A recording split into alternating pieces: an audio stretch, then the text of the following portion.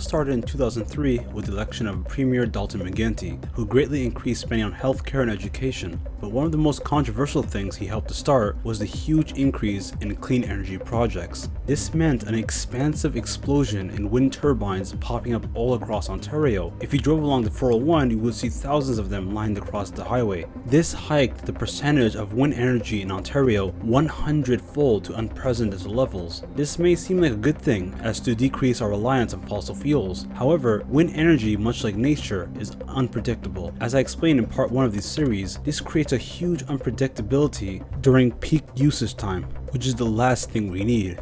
But the real issue is exactly how much money was used to build and facilitate these projects. This is an astonishing amount of money. Over $160 billion will be added to the electric bills of Ontarians in order to offset the cost of building these enormous wind turbine projects, at a time when Ontario is already producing more electricity than it needs and even selling it to other provinces and states like New York and Michigan, diversifying into energy sources the province simply didn't need. As I explained in part 1 of this video, this only accounts for 3% of the entire electric output for the entire province. Again, let me explain this. The province paid $160 billion to replace 3% of electricity consumption that was already coming from coal with wind energy. This is simply the entire basis for why Ontario's hydro prices are so out of control, simply to get a 3 to 4% increase in wind energy production.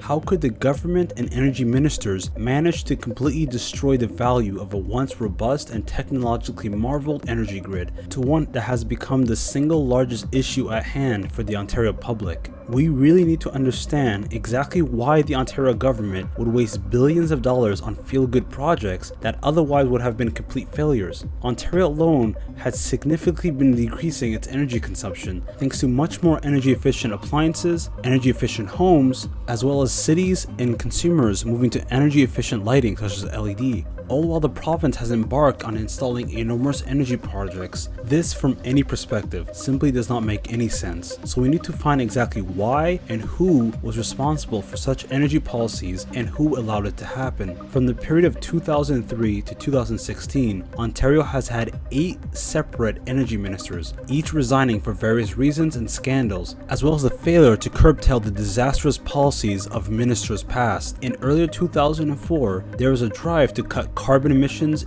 irrespective of the real-world impact. Of this, not only the public but also the energy sector of the province was put at risk. Coal plants were squarely put in the sights of the Ontario government as a witch hunt began to decommission these old relics of post-war energy production, despite the fact that all coal energy production in the province merely accounted for 4% of Ontario's entire energy output. Despite this, the province forced in shutdown dates with no respect given to what would take their place, or even what the cost would be to the taxpayer in the short term and in the long run. The province's directors under the Dalton McGuinty government to drive ahead with its energy policy when even in 2005 the province was experiencing a huge overcapacity as its long-running nuclear and hydro energy sources were producing more energy than the province ever needed, especially at off-peak hours. However, this didn't stop Dalton McGuinty to push and sign in deals with the Samsung Group and various other wind energy contractors to begin building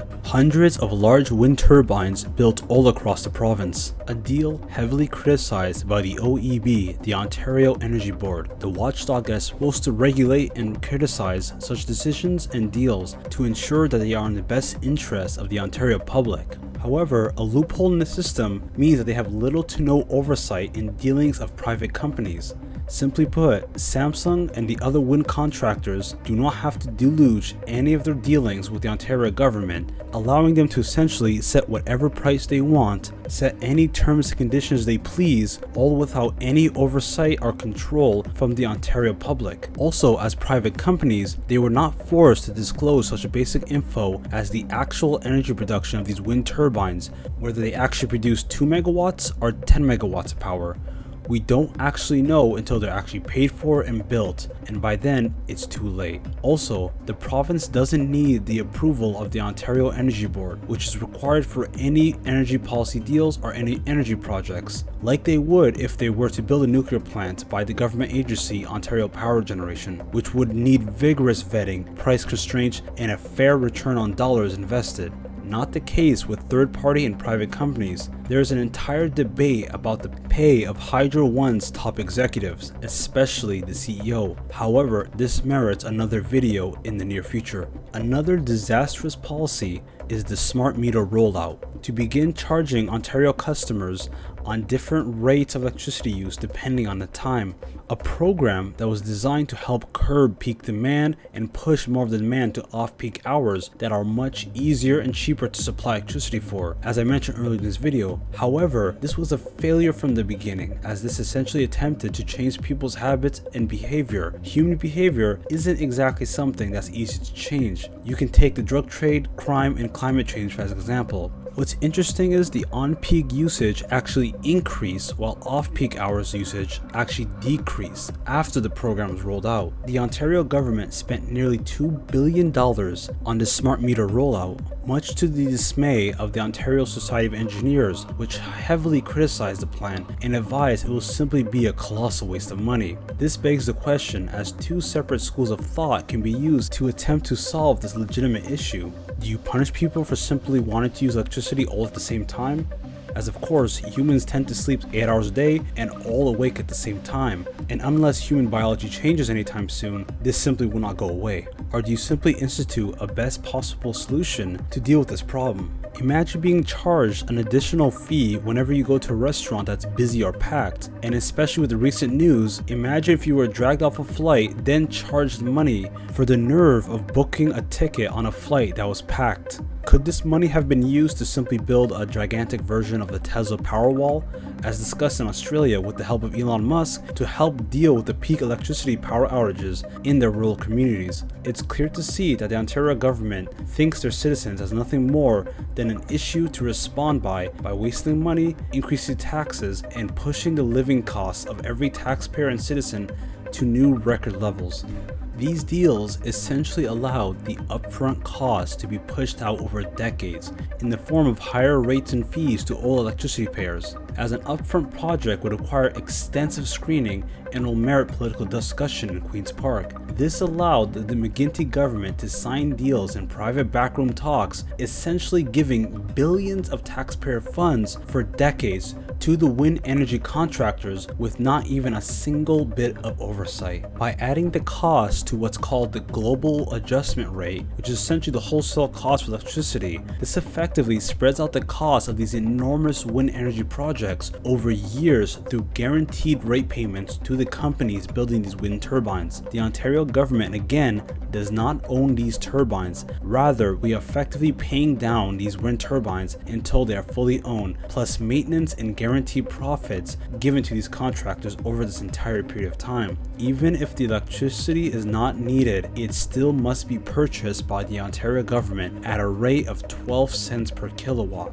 Where we really see the problem with this agreement is that if the electricity is not needed, specifically at off-peak hours like in the middle of the night, Ontario is still contracted to buy this electricity that isn't needed, which cannot be stored for later use, and effectively transferring it to other areas in the night, such as Michigan and New York and even Quebec, which, if you see off-peak hour rates, isn't anywhere near the cost to buy this wind energy from these producers. We are effectively giving subsidized clean energy to other provinces and even to the United States, all at the cost of Ontario ratepayers. This is an insurmountable amount of money that the government is simply giving away, as the government buys overpriced electricity simply to give it away at a loss to the US and other provinces. It is estimated that every single year, Ontarians are wasting $38 billion on giving away this overpriced, unwanted electricity to our neighbors across the border and across to other provinces.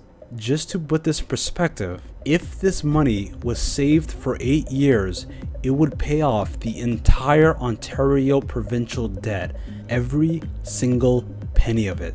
And to add insult to injury, the Ontario government, now under Kathleen Wynne, who took power after an embarrassing failure of the gas plant scandal, which essentially wasted $1 billion to build a plant and another $2 billion to simply tear it down. Most of this money went straight into the pockets of the contractors building this plant, simply by a factor of the contract that was signed, essentially promising huge profits for the contractors even if the plant was never built. It does not cost $2 billion to tear down a plant. This was simply a subsidized gift to the contractors, promised and paid for by the Ontario taxpayer. Despite Kathleen Wynne having little to nothing to do with the wind energy projects in the province, she has sat idly by and done little to nothing to fix or even curtail the serious uptake in electricity prices all across the province.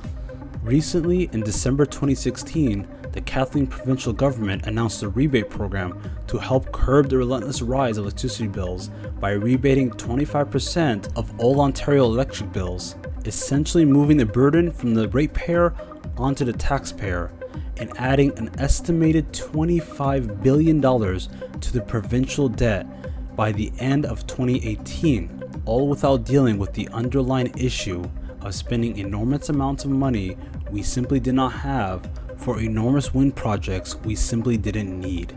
And to simply give this money away to wind companies for unneeded electricity that Ontarians do not even use, only to fail to address the issue while continuing to give under-cost electricity to the benefit of other citizens in other countries and provinces, Ontario will quickly find itself an industrial and economic powerhouse in decline, much in the way of California, with their own set of wasteful policies and high taxes, and failing to be competitive against their other neighbors. Sooner or later, Ontario will have its chickens come home to roost as businesses, citizens, and other governments seize on the province's failures, which will only worse with the effects of such blunderous policies and continue to burden generations to come as companies and businesses leave the province for fear of higher taxes, higher electricity prices, and disastrous government policies which make living or even doing business in the province ever more challenging.